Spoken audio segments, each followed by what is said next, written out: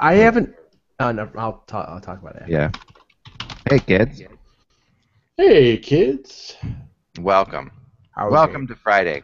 It's a beautiful day in the neighborhood. Next Friday is going to be, every Friday is going to be Ty Day. I talked to Ty Anderson. He's going to be joining us on Fridays, every Friday. Nice. Because Ty is really funny, really good guest, and we look forward to it. So starting next Friday, we'll have Ty Days on Fridays. It smells like poop in here. Fantastic. Oh, that's why. Freaking dog. Well, thank you for sharing that, Josh. Oh, I knew it wasn't me.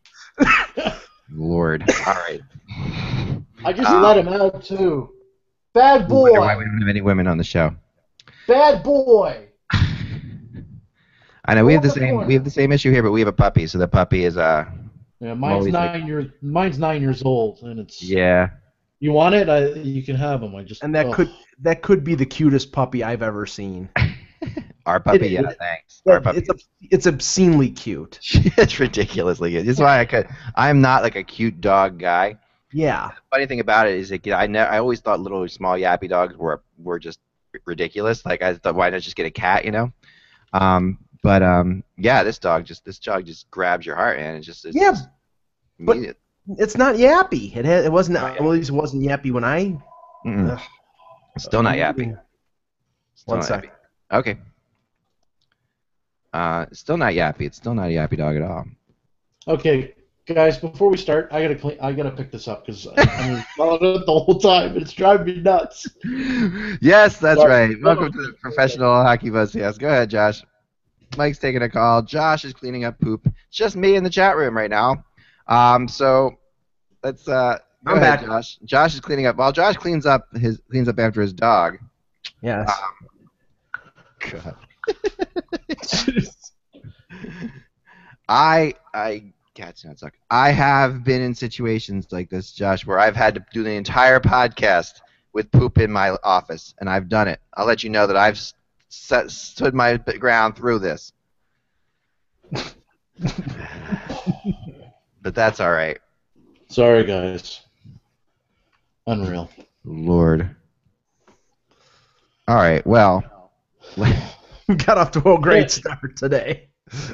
I love in the chat room, dude, I'm eating. Sorry. It's dog poo. It's not like I said something disgusting. No, not at all. No, there are way more. Oh, boy. Okay. Willing to poop on Josh's carpet for $5. Chris, stop asking for money. Some things should be ignored. All right. That's good. Let's get going, okay? Shall we? Because it is Friday. You know, one of the things that podcasts do on Fridays that I watch, and I think that we could possibly take this into our show, and I've talked about this before, so obviously I want to do it. Second time I mentioned it. Is they call it Liquid Fridays, where the podcasters drink during the show, like actually, drink alcohol. So I'm not a drinker, as you know, Mike. I don't drink very much. And I try to stay away from it because I'm diabetic, but... Right. So is Josh. Maybe this is not the greatest idea for our show. But, just saying, I don't drink. I actually, this funny story is I actually drank during one of our shows, and it did affect me a little bit. It was the weirdest thing. We were, early on when I was in Florida, one of the shows we did on the deck there in Florida, it was just... one of those things, like we were on vacation, so we'd all been drinking at the pool. I brought my Baileys up with me. I'll do the podcast. I'll be right back. I sat up there. You were lit like a Christmas tree. About 3/4 of the way through the show, I definitely, because I honestly can tell you that I've never been drunk. Like I'm not a drinker. I've never had a beer in my life. Weird fact about me. I don't drink wine. I drink Baileys once in a while, only like on vacation usually, or like maybe on a Friday and doing a hockey podcast in the summer. But besides that, I just I don't know. So maybe but that one podcast actually was like one of the weirdest things because I never drink when I have to do anything complicated at all. Like not that this show's complicated, but I'm the one who switches the cameras, which is why sometimes the camera gets stuck on somebody for a while. So somebody in the chat just said Mike in Buffalo, the new Wilford Brimley. Thank you. Yeah. No, I'm not doing commercials for needles. Thank you. And insulin. Right. By the no, way, I mean, I sort of echo that act in terms of like I'm not the biggest beer drinker in the world. I like a good beer every once in a while, especially in the summer when it's nice and ice cold, a good Canadian beer. Yeah. But yeah, just more than one or two, and then it's lost on me. I don't get it. Yeah. I don't know. What? Someone put Nonis to sign a poop for a tryout. Oh yeah. Anyway, enough poop talk. Yeah, Would like to not start off the podcast because everyone's on here, but would like to wish my dad a happy birthday today. Happy birthday, Jeff Rimmer. Yeah. Wow. Awesome. I have no idea how old he is. He won't tell me. He won't tell you. But Doug McLean tweeted 65, and then Russo answered him and said no 70. So I don't think he's that far up. But anyway, Is he on Wikipedia? He is. Is He he? was born in According to 1955 in According Toronto, to Ontario. He's How 59. do they have his age on there? Well, How's it says says he was born 59. July 18th, 1955 in Toronto, I think Ontario. he was born in 54. But anyway. Well, then he's 60. Oh wait, no. Then he's older than that. Then 55 would make him born in 53. 59. 59, right?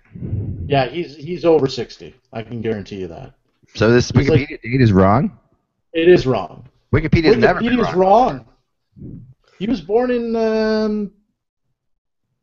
Wow.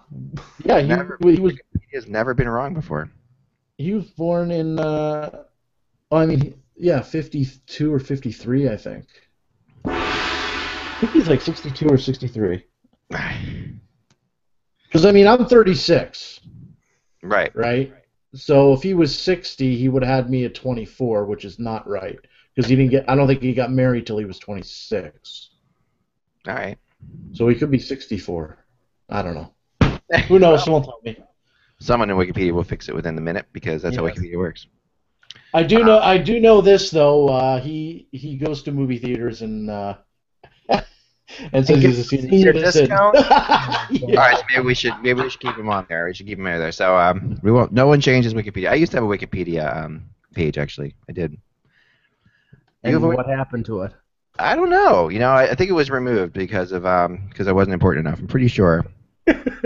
I'm pretty sure that's what it is. I had it during the first lockout, and then Eklund Wikipedia. I'm gonna look it up for a second. I don't think I'm on. Yeah, I'm not on. Yeah, I'm not on here anymore. I used to be. I don't have a Wikipedia page. I'm surprised, but anyway. No, I'm just kidding. I'm not even among the notable people with the name of Eklund, according to Wikipedia. Anyway, All right. let's move on. This has really been exciting. Let's start the show here. It's Friday, July 18th. I knew that because it's your dad's birthday. Can we get Jeff Rimmer on here to talk about Ryan Johansson on the Buzzcast? Well, fine if you don't want me anymore. No, I'm just kidding. You have connections to Jeff. Josh. I don't know. I think my number's no good for him anymore. Jeff Rimmer is one of the coolest people in this sport. Can I say this? Like, your dad is one of the neatest people. Like, I have, I don't know, just, I always enjoy talking to him. I used to talk to him a lot more. But he's very, very, very He's funny. okay. He's Crazy connected within the sport. One of those guys who like, doesn't tell you anything, doesn't give you any information, not like a source of mine or anything like that, but one of those guys who knows what's going on. So when you talk to Jeff, it's like, it's to me it always was like, I would say something to him and I know he knows what's happening, and I'm saying it to him and I can tell whether or not I'm completely off base, but not always. He would sometimes let me go down paths and then be like, you're totally wrong. You can see the wheels turning. That's my memories of it. So yeah, he's just one of those people. There are people like that I talk to that are really interesting. That Kevin Allen's another one who's never given me a single rumor, which people would not believe, right? Because Kevin's on here and Kevin's really connected, but I've never gotten a single rumor out of Kevin Allen in our entire time knowing each other. Not a single one. Which is why he can be on the show. There you go. Because he doesn't give rumors to anybody. But the fact of the matter is he could. He could. All right, let's start the show. Friday, July 18th. Friday, July 18th. All right, and I think we need to. I got something to talk about. Okay. All right. Hey, Hockey World! It is Friday, July 18th, 2014. I'm Michael Agello. I'm Josh Rimmer. Jeez. And I'm Eklund. And you're watching the HockeybuzzCast on HockeyBuzz.com, and I'm not quite sure what's going on with my hair today. I apologize for that. It's like there's a small family of people living under here somewhere because there's like a whole It's the Justin Timberlake swoop. What the hell, man? I don't know. So I gotta get my haircut. My wife's like, you gotta get your haircut. And when my wife says something that, you're in trouble. So anyway. My hair's gone. Oh. I know. So I gotta get a haircut. So anyway, next time you see me, I will have. I usually don't look this terrible. Anyway, let's continue. Wish I had your problem, Mac. What was that now? I said I wish I had your problem. I know. I'm sorry. Yeah. My hairless diabetic co-hosts. Sponsored by Rogaine. Thank you. Yes, there you go. So what we're gonna do today is something a little different. We're gonna do we're gonna talk some topics. We might get into some of the team stuff, and we're gonna do a whole bunch of questions because we did tell yesterday that we would answer questions because we didn't answer many questions. So I thought we would do that for Friday, and from now on Fridays, now in perpetuity, by the way, for the rest of his life, he has signed a contract that Ty Anderson will join us every Friday for the rest of his life on the podcast on Fridays. We're also trying to get Bill Meltzer on at a regular time, and then we're also going to have Kevin, who's on vacation, will be back shortly. So Alan May will join us next week as well. Alan May was joining us next week. Yep, and rumor is a woman might join us as well. Although God help her, God help us if she joins us for the pre-show. So that would not be. Josh, I just picture this like when All right, I'm gonna burn it. When you're giving people tours of your office, we mentioned this once. You're coming around, you're like, oh yeah, this is where I do the podcast, and there's there's a blonde wig, and there's my computer, and what do they say? No one really comes in the office, to be honest with you. Okay. My kids want to play with it though all the time. So the wig? Yeah. But you don't let them, right? No, I don't. That's good dad. I don't because for some reason it's shedding, and I got all these long blonde hairs all over the place. Yeah, that's why. Okay, so just some brief news here. Dmitry Kulikov has signed a 3-year, $13 million contract with the Panthers. Yeah, this is I saw this earlier, and I'm a big fan of this signing. I mean, Kulikov is. Yeah, you knew he was going to sign a deal, but I think this is actually pretty reasonable for Kulikov. I don't know. I think he's what does this make him like? He's less than a 3-year, 13? So this for a little average a little over more than 4. Yeah. Yeah. I mean, what are your? I mean, Josh, is this a good signing for you? How much is he making per year exactly? 4.3. 4.3. He's making 4.3, and Nikitin's making 4.5. I mean, Kulikov really hasn't done anything yet, in my opinion. He does have a lot of upside, though. I would say more upside than what Nikitin's getting in Edmonton. I mean, Kulikov's probably a top 4 pairing. So, yeah, I mean, I guess it's a good signing. It's a lot of money. He's a highly sought-after guy. He's a highly regarded prospect still. And remember, his name was mentioned many times last year as possible trade bait. Right. Yeah. A lot of teams want him. That's why it wasn't. They never shopped him at all. But it seems to be all potential. I mean, because it really hasn't translated into a quality year so far in his career. I mean, he had one good year. 2012, 58 games, he had 28 points. Last year, he only had 19 points in 81 games, and in the last couple of years, like Josh just said, we've heard his name circulated a number of times. I know there's been connection to Toronto, there's been connection to Buffalo, and a few other teams. He's got a lot. He's got the tools. He's got he's got speed. He's got a good shot. it just hasn't really put it together yet. And you're paying this guy over $4 million a year now. I mean, I think Florida can do that in a sense because they have so much cap room, and it's sort of like Buffalo right now overpaying. And I think Tyler Ennis is a good player, but Tyler Ennis is not a $4.6 million forward. Mm-hmm. These players are getting overpaid because the teams have to get up to the cap floor. Buffalo, after next year, they lose like 3 unrestricted free agents that total almost $12 million. Yeah.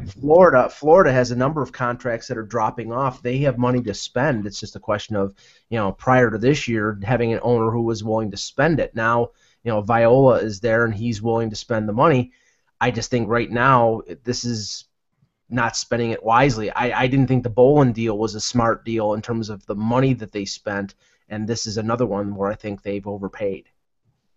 Yeah, I'm right on the edge. I'm right on the edge. This is going to be one of those many signings that I think I would have done, and I would have taken the chance that this works out. But this is it could very well not work out. Mm-hmm. I'm not quite sold on it. Hey, did you guys see the article on TSN that was really interesting? I just wanted to talk about this today. What if every NHL player went home like LeBron James? Yes. See this? I kind of like this. I don't know. It was on yesterday. Josh, why? If you guys bring up Stamkos to Toronto... No. We will not talk about Stamkos. Josh is Stamkos allergic. I will pull the remaining hairs out of my head. This was sent to me. That'll take at least 5 minutes. Now this won't take that long, but it is interesting to see that. And I wanted to all I wanted to do was get everybody's opinion on what one of these teams would be the best team. So we'll just going through the Canadian teams real fast. I'll go through them really quickly because they are fascinating as to who would be back. And this is on TSN. It's by the Bar Down staff. I don't know what Bar Down is exactly. It's a clothing company. Wait, no, this is it? Wait, yes. No, it's on TSN now. That's the sponsored. It's a sponsor for this particular blog. Oh, okay. All right. Yeah. Okay. And they are a clothing company. Yeah. Okay, gotcha. Yeah. All right. So here we go. So this is good. Now, of course, Stamkos is the center for the Maple Leafs, but that's why this article was sent to me. I think because somebody was reading this and said, but the left wing is John Tavares, the right wing is Corey Perry. On defense is Drew Doughty and PK Subban, and Steve Mason's the goalie. So that's your Maple Leafs team. Okay. All right. So winner. Pretty good team. Are they better than the Calgary Flames team, which would be Joe Coburn at center? Well, yeah, I'd say they're better than that position. Shane Doan, Taylor Hall, Chris Phillips, Mike Green, and Chad Johnson. So yeah, we'll keep Toronto ahead of. Taylor Hall's from Toronto. No, from Calgary. He's from Calgary. Taylor Hall? Taylor Hall's from Calgary. Thought he was from Kingston. Nope, he's from Calgary, Alberta. All right, so that's the. Okay, so I'm going to put the Maple Leafs number 1 for now, and we'll put the Calgary Flames number 2. Right?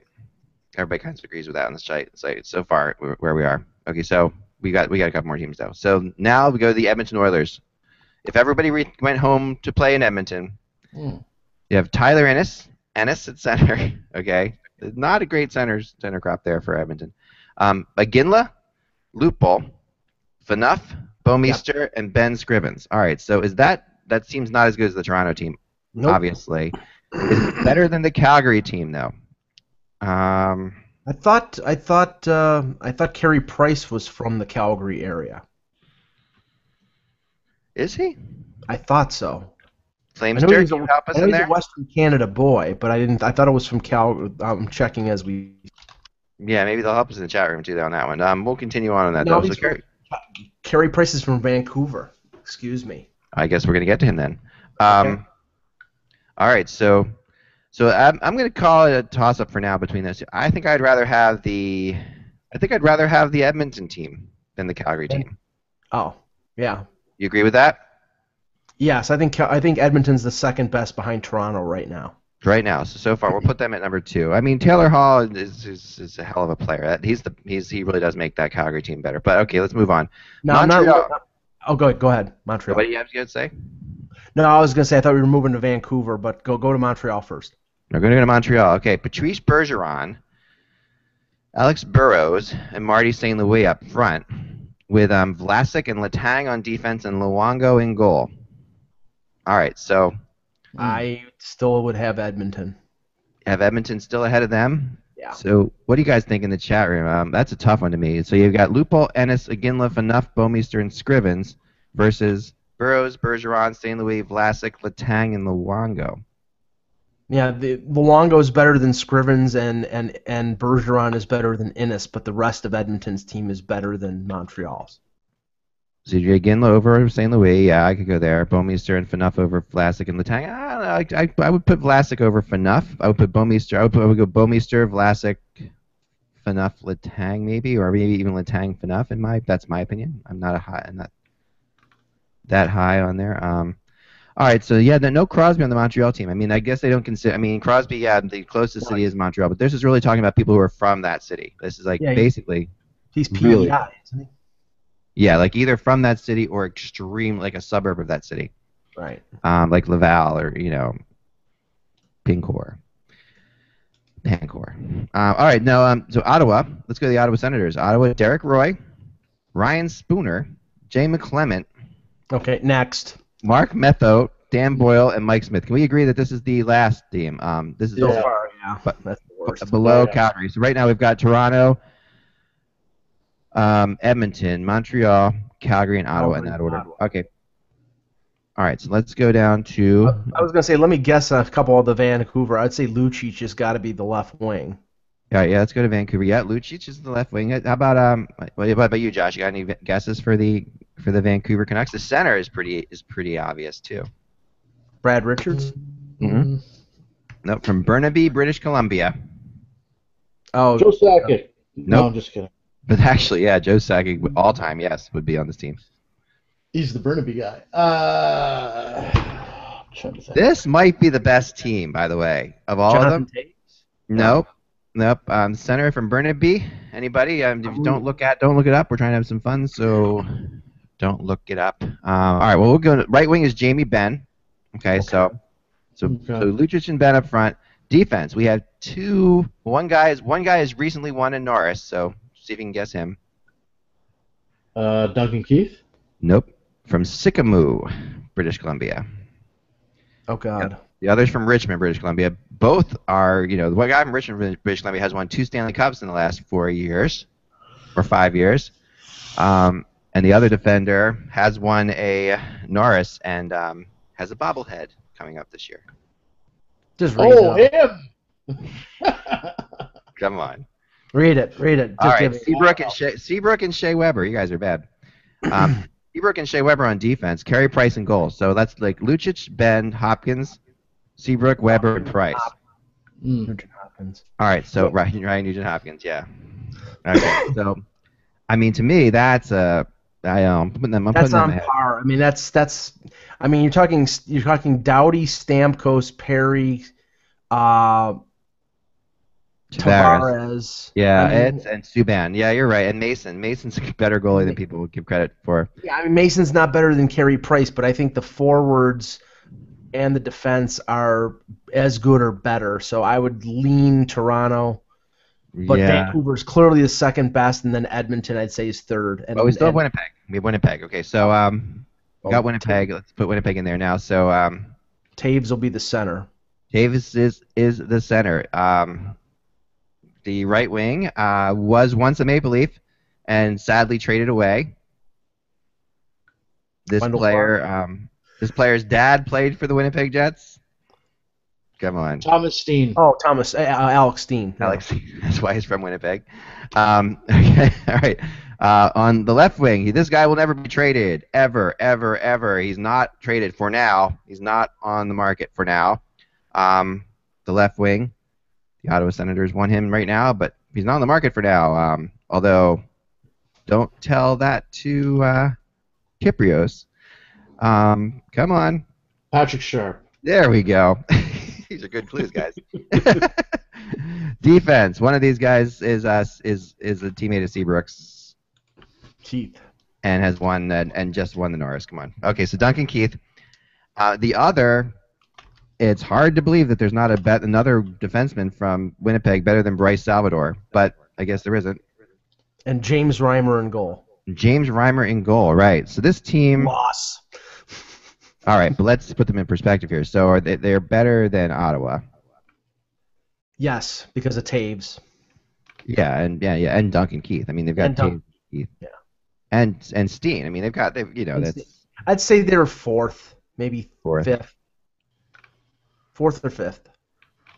I think Vancouver and Toronto are the two best. You can debate who the better of the two is. Yeah. I think Toronto is. I think Edmonton is the level below, then Montreal, then Winnipeg, Calgary, and then Ottawa.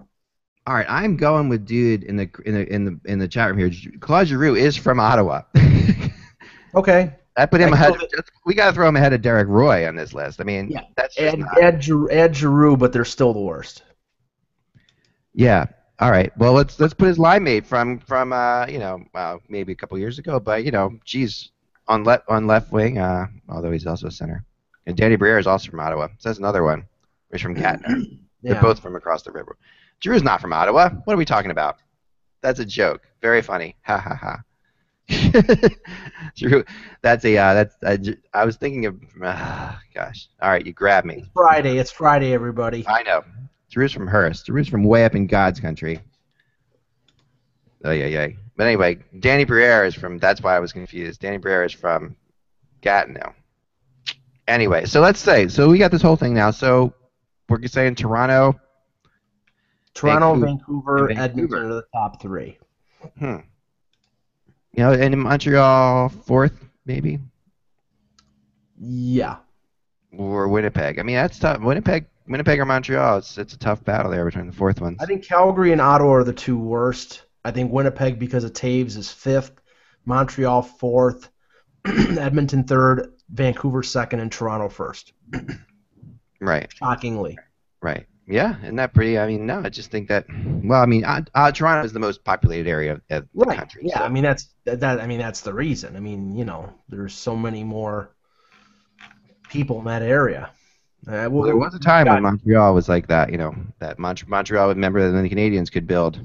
The Canadians were allowed to take all the French Canadian players, and they were pretty good because of it. So anyway, I like that article. I thought that was kind of cool. I thought that was kind of a neat thing to discuss. In the NHL, you don't see it happen very often, though, because what's interesting about that article too is that none of those players are on those teams. So none of them. I mean, not one of those players is on their team. Yeah, there's more Maple Leafs on the Edmonton team than there is there's no Toronto-based players on the Leafs, but there's a Winnipeg, there's a couple on Edmonton. Yeah, and the Montreal Canadiens are full of American players right now. Yep. Quite a few American players. All right, so let's step into the hockey rumor world because we do have a little bit to talk about there. And the latest being Peter Mueller, who we talked a little bit about yesterday, and I did some research last night and came up with 3 teams that were really interested. And the reason that Peter Mueller, I believe, hasn't signed is, quite frankly, the simple fact that 2 of these 3 teams are in cap issue hell. So Flyers and LA are the 2 teams that have some cap issue problems. New Jersey is not exactly, silly with cap money either. But the Flyers and LA are the 2 teams that I hear are the most interested. Peter Mueller had a really good season last year in the Swiss League. And at times, as an NHL player, when you watch Peter Mueller play, you are impressed when he's healthy. When he's out there, when he's healthy and playing, he's the kind of guy who can drive the net. It's definitely, one of the top players that I would say is left. We talked about David Booth yesterday. I put Booth and Mueller in a similar place. Yeah. Well, both are very injury prone and have had major concussion issues in the past. So yeah, I mean, I put both in the same category as well. Both, I guess, high risk, but also high reward if they stay healthy. Oh, yeah. High risk, high reward for sure. And I would like to see Mueller. I just want to see another Flyer player wear number 88, just to throw that organization into a tizzy. That's what I'd like to say, because there's a lot of people who have Lindros jerseys. They could just rip off the nameplates and put new nameplates on. That would be my promotion if I was a Flyers executive. I'd be like, okay, come on down for $25. We'll take off your Lindros thing and put a Mueller thing on. We should do the all glass team on defense. Chris Letang, Mike Green. Yeah, the all glass. James Reimer in goal. Markov is in there as well. The other thing that's interesting, when we were thinking about that other list for a second, going back there for a second, and I wonder if Minnesota could put together a better team than some of these Canadian teams. Also, what could Boston put together? Because there's definitely a lot of good players from Boston. Sure. That would be. No one's done that, so that's a challenge for you guys out there. Minnesota is a place though. Why I think of that is because Minnesota actually has had players go home to play, and 3 now, 3 in 3 years, right? So 3 major players in 3 years have gone back to Minnesota. So, although not necessarily from there. Is Vanek from Minnesota, or was he just played at the university? No, he's from Austria. But, right. But he went to school at the University of Minnesota, so that's why he went back. But no, I mean Parise and Suter, would be two. I would think would be 2 of the players that would make up the Minnesota squad.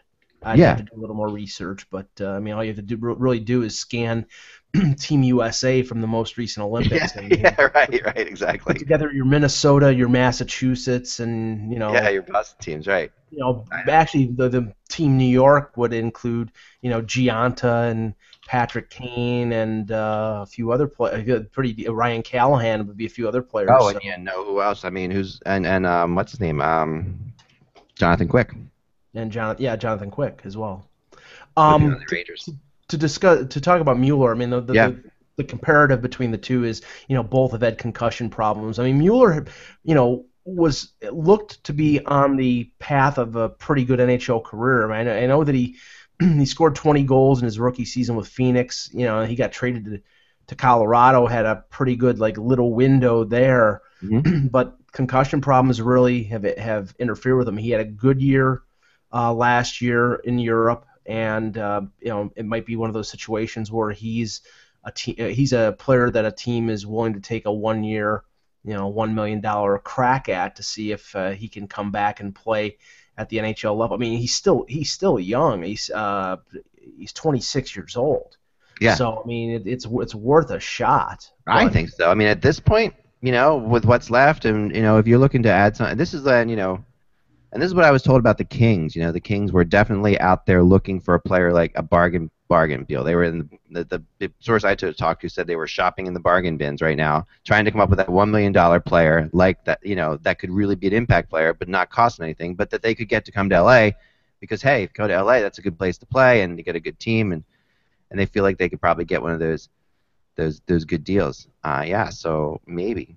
Yeah, them, and as we've mentioned on a couple previous webcasts, the Bruins. I mean, the Bruins have to be shopping in the bargain basement bin because they don't have any money. I mean, there's been talk that they're going to even possibly trade off one of their defensemen, like a Boychuk, who's making, I think, a little under $4 million, just simply to create some cap room to add some players because they lost to Ginla. And they really need I'm not sure how many players that can come up from Providence and make an impact and really help them, so they might need to add a player or two off the scrap heap, so to speak, to help them because they're a now team. They're not a team that's like 3 years from now. That's why I think they have to do something like that. Right, exactly. They are a now team, and and it also helps them in terms of you get a chance to actually, they have a realistic chance of winning a Stanley Cup if you go. They have a realistic chance of winning a cup, which helps them get players. And it really does. I mean, especially players like this. There's 2 ways to look at that though, and one way to look at that is okay. If you're an agent, you want to put your player in a situation like, and again we go back to Mason Raymond last year, who went to Toronto and played for a team that was a contender, a potential playoff team. But still had space to put him on the top 6 at times, play him on the power play, give him a chance to play real minutes. Where you go to a team like LA or Boston, you're not going to probably crack the top 6. Might not help you in terms of that, but at the same time, you could end up becoming a factor. I think that you have to look at maybe bubble teams to a degree to really make the best argument for this. But I would if I was Mueller right now, I would definitely be looking at least the Flyers and the Devils, the Bruins. The Kings are a tough team to crack, but that's definitely one of the teams. Well, somebody brought it up in the chat, and I think this is a realistic possibility because he was with the Kings before, and I don't think they separated on bad terms. But if Penner is willing to take a 1-year deal at low money, we know that Penner wants to stay in the Southern California area. I mean, he's either Anaheim or LA. I think he's like firmly entrenched there, and he got traded to Washington last year, and probably didn't like that too much. But I mean, if he's willing to take a short-term, short money deal, that might be a fit as well. I mean, I'm sure the core of the Kings and the Ducks know him, and he has produced there, so that might be an answer for one of those two teams. I like that. That makes sense. Also, those in the chat room saying that Quick is from Milford, Connecticut, are obviously Canadians. No, Milford, Connecticut is basically New York City is a big friggin' city, okay, and it has a big suburb to it. Milford is a suburb of New York, and it stretches out a ways. The state of Connecticut is a suburb. Connecticut is not quite, but if you're from Hartford or New Haven, you're from New Haven on in, though. Yeah, I'll give you from New Haven on in. Up the Merritt Parkway, exit 64 on in. Yeah, I'd say that you're definitely looking at Milford. And remember that Jonathan Quick, we just went through this with the Stanley Cup Final, had never played in Madison Square Garden before. This is the team he grew up rooting for, the goalie he grew up imitating, and oddly enough, like it's so. One of those weird things to me, like how I never thought of this before, when you watch, because I'm a goalie and I always look for goalies that remind me of other goalies. Jonathan Quick and Mike Richter's styles are so crazy similar. Yeah. I mean, with the exception that Jonathan Quick's a little bigger than Mike Richter. And Chris Drury was a lifetime Rangers fan, and he's from Southern Connecticut. So yeah, I mean that's Rangers territory. In baseball, the line of demarcation for Connecticut is Hartford. North of Hartford, everybody's a Red Sox fan. Yeah, and awesome. Corresponding a Bruins fan as well. And south of Hartford is Rangers and Yankees territory. Screw the Mets. Nobody roots for the Mets.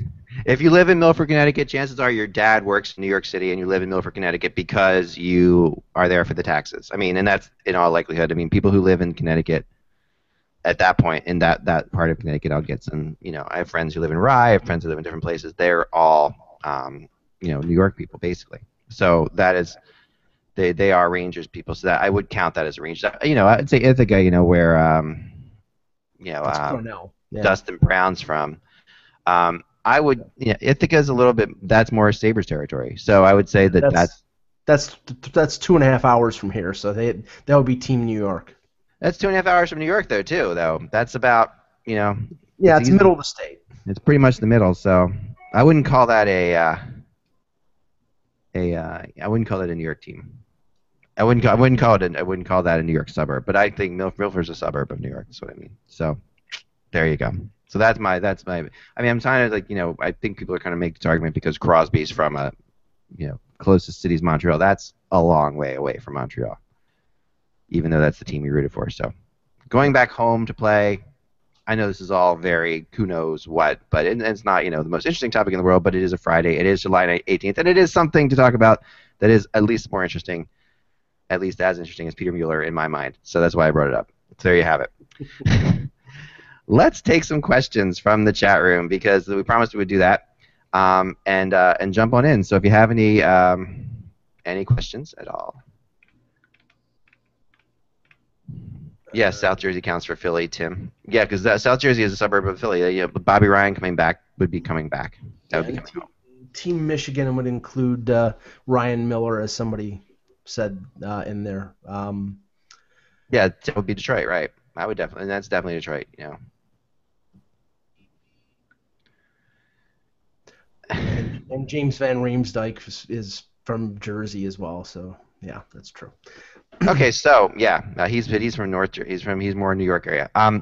So Eck, are the Habs looking at either Mueller or Penner to add size and depth to their top 9? They should be. I'm gonna throw that out there. I mean, Josh, what are your thoughts on that one? Sorry, I was No responding problem. to. What did you ask me now?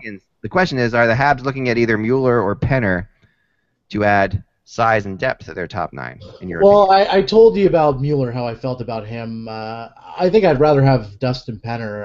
Penner, hasn't stayed healthy either, but I think he's less injury prone than Peter Mueller. Plus, I don't think Penner's really had a concussion before. I'd rather have Penner, especially since he'll use his body more than Mueller probably would. Yep. Yeah, I'd go Penner. I think Penner would be perfect in Montreal. Penner's such a strange case, isn't he? I mean, he really is. He's really an anomaly out there. I mean, the guy still can. What I like about him is We'll let him eat pancakes. he's got like this. He has this cloud hanging over him, sort of, and he shouldn't really necessarily. He's not consistent, but he can step up and play with skilled players on your top 2 lines, which is really valuable. We've talked about this before with Kevin. Like when you get a player that's going to be a 3rd or 4th liner, it helps if that 3rd or 4th liner can look comfortable when an injury happens to one of the 1st or 2nd liners. Yeah, but if you look at Penner, the history of Penner's career, he has played well only. In general, his tenure in Edmonton was a failure. He made a lot of money, but he didn't perform up to the expectations. The only time he's played up to expectations has been when he played in Anaheim and when he played in Los Angeles. It wasn't throughout, but it was for most of the time that he played in those 2 venues, he played well. Now, that's why he went to Washington last year, and he was a disappearing act after he got traded. He didn't really make any kind of impact at all. That's why I was saying earlier that he probably could go back to California if one of those teams is interested. But it's sort of I always make the analogy to Eric Cole. Eric Cole has never played well any place other than Carolina. It doesn't make any sense other than the fact that he's just more comfortable in Carolina. In Dallas, I think he was a failure. In Montreal, he was a failure. In Edmonton, he was pretty much a failure. So, with some players, it's location, location, location. Yeah, it is. And I think some of it with Eric Cole has been a little bit unfair. I think there's been a lot of injuries to Eric Cole in different situations, and sure. And also bad. I mean, if I am looking for a player right now, I would be okay with bringing Eric Cole in and giving him a shot. Like he's one of those guys. He's got such heart to that kid. I would definitely. Isn't he kind of retired though, Eric Cole? No. He's still got a year left in his contract, I believe. Yeah. He didn't play last year, did he? He played. Yeah, he played. But it was so he had injuries though. Non-impactful that you could have thought he didn't play. Yeah. No, for sure. Saying that because he wasn't happy with the deal with the CBA and that he didn't want to play anymore. I thought I remembered hearing that. Am I wrong? Yeah. I guess he did play 75 games last year. Look at that. Yeah. Yeah, he played. He's quietly impactful. Like he's not necessarily a numbers guy, but I think because he wasn't happy about the deal that they struck. No, he wasn't. He wasn't one of those guys. He was very local, very vocal. Very vocal about that. No, he was. He was definitely part of that group. Don't you know I'm vocal? No, sorry. Yeah. Someone in the chat was asking, saying that Aaron Portzline from Columbus is I saw that. Reporting that the Jackets and Ryan Johansson are still far apart on contract talks. Do you see him signing an offer sheet? I don't believe he can sign an offer sheet because he was off of his entry-level deal and they qualified him, so he can't sign an offer sheet.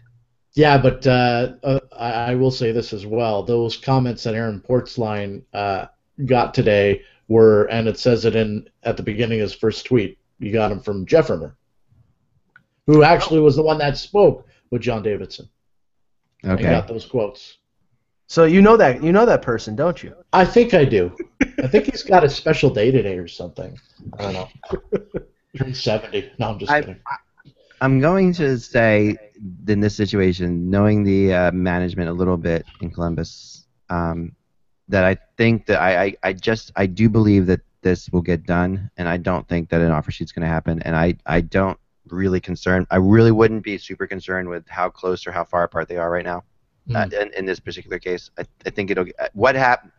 I mean, the biggest issue here is how this affects things moving forward. Johansson will be signed for this year, no question. He'll be signed, whether it's a bridge deal, whether it's a big deal, still remains to be seen. I don't think a bridge deal would be the worst thing in the world for either side, and I think that that's where they'll end up.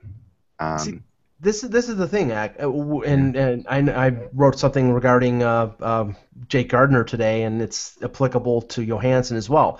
After their entry-level deal, these players really have no leverage. They're in a way they hurt themselves if they hold out because they have no out, they have no offer sheet. Right. There's not arbitration. It's it's whether you want the long-term deal, whether you want the short-term deal, how much the team is willing to give you. I mean, last year Nazem Kadri held out throughout the summer and signed the contract like 3 days before training camp. Why? Because if he missed any training camp time, the only person he was hurting was Nazem Kadri. He needed to get back in there and prove his worth, and the Leafs weren't going to give him longer than a 2-year deal. I don't know what's in the mind of Jarmo Kekalainen, but I would, if it was me, I would want to get Johansson signed to a long-term deal as long as you could get it. But the thing is, maybe Johansson's representatives don't want the long-term deal because they see the possibility of him putting up another couple good seasons and making $5 or $6 million or even more as an RFA 2 years from now. Right. Oh yeah. And I think that's where they'll go. I do. I think that's where both sides will end up going. I think that's. We all know he's not leaving Columbus. So he's not leaving Columbus, and they're not worried about him leaving Columbus. So there's not a whole sense of like urgency right now. It's they have him. They, like you said, they qualified him. They have him. He's got to play there. He really has no choice. He can hold out, but right. I mean, I don't see that happening, and I don't think Blue Jackets see it happening, and I don't think the situation is really bad. I don't think the sides are, it hasn't gotten contentious or anything, yet. It's one of these things that we'll see what happens, but it hasn't gotten that bad. Right. I don't know. We'll see. Crunchy Hacky 4. Eck, we've been beating a dead horse with the Cave rumors. I'll say we have. But what are the Flyers going to do heading into next season? Will they have his cap for a fourth line minutes is a normal buyout option. He doesn't fit Berube's system and is constantly dragging down his line mates. He doesn't fit Berube's system at all. The Flyers really are aware of that and definitely want to move him. They're trying to still move him. They could move him. There's a place they could move him to if they were willing to accept an amount of money that they'd have to keep that still exists out there to a Southern team. But I don't think that and Cave has turned down one trade to a Northern team. So they're trying their best to get things done there. They have a little bit of money because of the Pronger situation, so they have about $2 million they could sign a player, and they will not. Someone else asked earlier if this would mean they would trade Braden Shen. R-Mile72 asked if LeCavier cannot be traded, does Philly trade Braden Shen? No, not a chance. No, they're very high on Braden Shen, and the fact of the matter is that Braden Shen's they see him as their second line center behind Giroux for years and years to come. So the only thing they move Braden Shen for would be a big defenseman, like a big time Bufflin, or in Bufflin that would be a tough move for them to make too. A Bufflin, a Seabrook, or if Chicago is going to trade Seabrook. Yeah, like something like that. It would have to be a major player. I'm not going to say if enough, but like a player similar to that. They are really in their minds, and I don't think this is. I've had this debate with them and people around the Flyers. I don't think the Flyers are as much in need of a Chris Pronger replacement as they think they are. In terms of the fact that they have some pretty physical defensemen. They have some pretty good puck-moving defense. I mean, you would always love to. I mean, if you could have shot, if Shea Weber could have come here, yeah, sure, that would be fantastic. No one likes losing Chris Pronger, but the fact of the matter is, we lived many years here before Chris Pronger was here, and many teams have never had Chris Pronger on their team, and it's you just can't get those guys. They don't grow on trees, right? And they have a guy in Moran, this guy they drafted, who has that potential to be a tough, big, physical defenseman. He's going to take time because he's a defenseman. So I just think that. But I can tell you the Flyers are definitely not agreeing with me there all the time. There's more of a sense that they really need to still replace Pronger, and I'm not definitely sure about that. I just don't think they should. And maybe that'll change. Maybe that changes with Hextall a little bit. That's another thing. Yeah, ahead of Couturier for sure. Couturier is a third line center for them.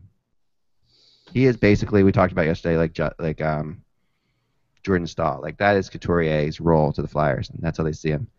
And Couturier will be here as long as Malkin is in the division. They won't, because that's and thank goodness for hockey, he will be, because that's such a great. It's gonna go down as one of the great hockey rivalries. I mean, we'll be able to write a book one day about Genny Malkin versus Sean Couturier. I'm telling you, it's that much fun to watch. You know, Shea Weber, but it's not Shea Weber to Philly Rumors Titan. I'm the first to say that'll never happen. Okay, so let's take another question here in the chat room before we call it a week. I also have a fun thing I want to bring up too. Yeah, that'd be great. So this is the all right, Rossi 871. Will the Pens changes help them from truly becoming San Jose East this year? That's a good way of putting it. What's that mean? That they'll be good to the playoffs City. and then they'll choke? Yeah, that they'll be good and that they'll continue like their trend of being like a dominant team and then get to the playoffs and not be able to do anything. Well, I think Pittsburgh's worse right now, especially with the trade of James Neal. Yeah. I think that was one of their better players, and to move him out was a huge mistake. I think the only way Pittsburgh can correct the problem, obviously, is to bring on a forward like a Patrick Marleau.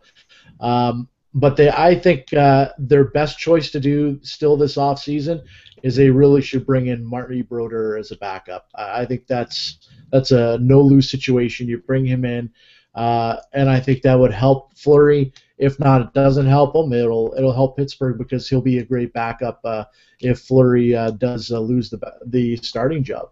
See, I mean that seems to be a non-starter because they brought in Grice, and I know that you can probably trade Thomas Grice someplace else, and he's a backup and he's a good backup, but you don't bring in Grice if your plan is to sign Brodeur. I mean, I think that they're more in line with taking chances on guys like Booth or even Mueller or some of these forwards who they can sign for 1 year and for cheap money.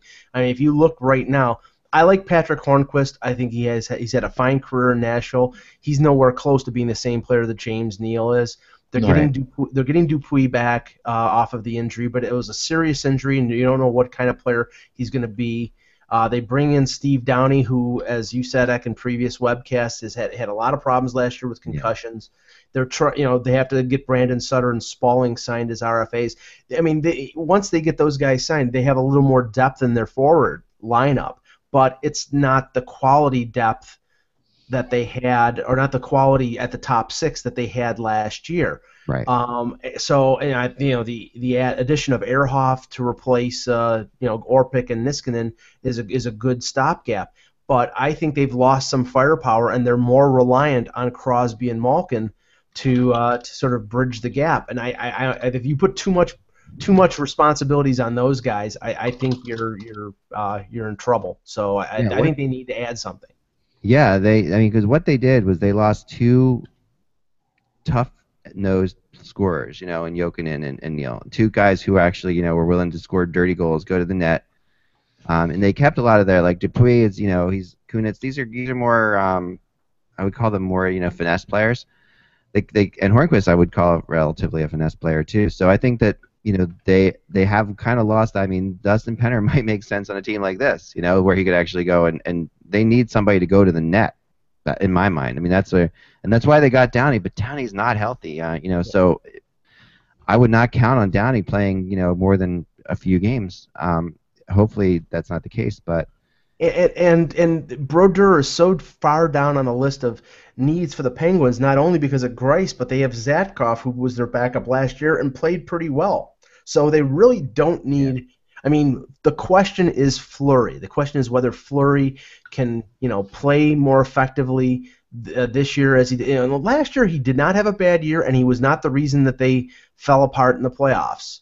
I mean, he played well in the playoffs. It wasn't on him. It was on the entire team. And, of course, Bilesma and Ray Shero are the ones who paid for that.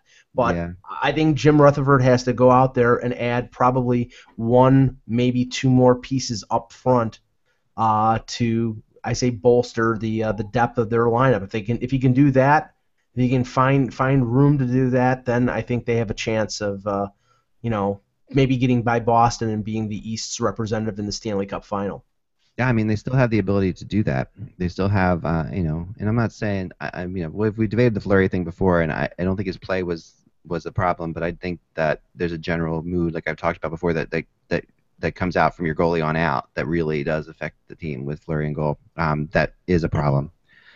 But that's just my opinion. What do you have, Josh? What do you have to talk about? Well, I wanted to bring up the San Diego Padres are doing a pretty cool thing, and this is how I want to relate it to hockey. Mm-hmm. They're actually okay. Here's the story. She may be asked. Oh no, Agnes McKee is considered one of the oldest residents of San Diego County and shows no signs of slowing down. In honor of her big birthday, McKee was chosen to throw out the first pitch at the Padres game on July the 20th. She's 105 years old, and she's going to be throwing out the first pitch. And this is how I'm going to relate it to hockey. I'm surprised that that the NHL has, maybe they've thought about it. Why doesn't hockey have like kind of like the first pitch, but they do it in hockey to start out the game? Have bring in a celebrity or something to shoot the first puck in the net or something. Well, they're dropping the face-off, right? That's close. Yeah, they drop the puck, but that's not often. I mean, it's not something they do very often. Yeah. At all. You know. I don't know. Maybe I'm crazy and I'm. No, I think it's actually pretty cool. Pretty cool idea. I mean, personally, I think it connects you with the community better. You know, it brings you a chance to get some like long-term fans, a real moment that they'll never forget. I would be totally up for that. You know, I can remember it in Philadelphia like maybe twice, where you've had like a celebrity come and drop the puck. You know, and once, and one of those was was a female vice president candidate from Alaska that brought all sorts of crazy controversy to Philadelphia. No. So, and I got to interview her. I got to hang out with her. That was my day. But yeah, I mean, so we've had plenty of, but you seem to see it more in Canada, I think, with dropping of the puck of older players. At least it's my impression from watching games on TV where I see that happen. Like Hockey Night in Canada has quite a few of them on kind of, but that's the closest I would say. But I like the idea. Right. Maybe it was a stupid idea. I just said I like the idea, Josh. Oh, okay. I didn't say it was a stupid idea at all. I think that it's smart. I mean, and gosh, God bless somebody who lives to 100 years. I mean, let's just talk about that for a second. For crying out loud. Jeez. I mean, that's just like insane. I mean, that's amazing. I mean, think about what that person has seen in their lifetime. They have good genes. Good genes. I really do believe that. I think at the end of the day, that's it, right? You know, I do agree with that. I don't know if I want to live to 105, but that's me. I don't know. I do. I do. No, I definitely. I want to. I'll be frozen. Cryogenically frozen at some point. Like Walt Disney. Like Walt Disney or Ted Williams. Ted Williams is that, right? Yeah. So there you go. All right. So let's that's interesting. Rousey brings up a good point that the idea is good, but hockey players' superstitions wouldn't want random celebrity shots going into their net for shooting for sure. I don't think we should be shooting at goalies, but I think that I like the puck drop thing. I think that it would be good. I think you're gonna one of the things that this kind of brings up, Josh, in a sort of a weird way. Excuse you. We'll leave on this. We'll leave. we'll leave this. We'll leave on this. Do teams care as much about the fans as they did after 2 lockouts ago? Like I really have sensed that. You remember how there was this big thing after the first lockout where we missed an entire season? We came back and there were so many things that they did for the fans like this. They had like all sorts of events. They had all kinds of things. And I think as time has gone on, there's a general laziness at some teams the teams that don't need, like the teams that like the Floridas and the Nashvilles and teams like that, they're still very active with doing things for their fans. But it frustrates me when teams who they don't need to do things just get lazy and don't do things. Like that or like in Canada, we've had this discussion forever. They don't need necessarily everybody covering their teams. They don't let everybody cover their team, or they don't need to do something for the fans this way. And I think that the NHL needs to remind itself sometimes that this is a fan base that has lived through 2 lockouts now.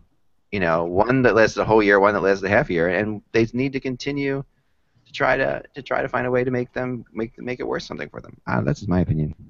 I don't know, that's a little soapbox for me, but because I really get a sense every year that people that they're forgetting a little bit more about the fans. Just I don't know. Might not agree with me, but Well, they always say we have the best fans in the world. Well, how about treating us like that?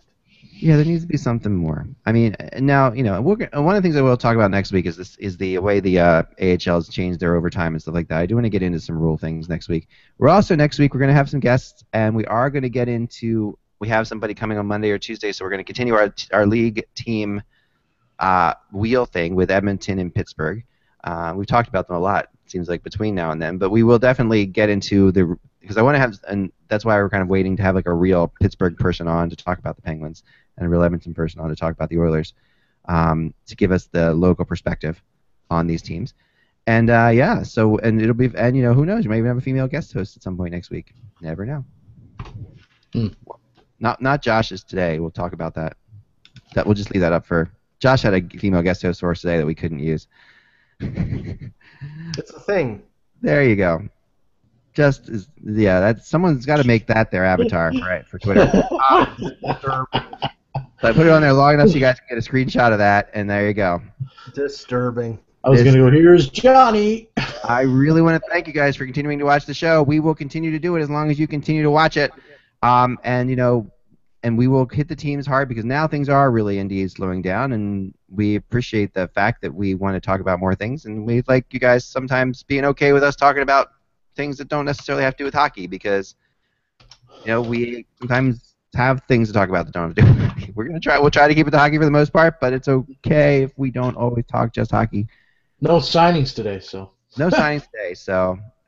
And except Kulikov. Yeah, except for Kulikov, right. So, anyway, the best fans in the world are you, the Hockey Buzz fans. Thank you. Remember, guys, have a great weekend. And without the buzz, it is just hockey. See you around.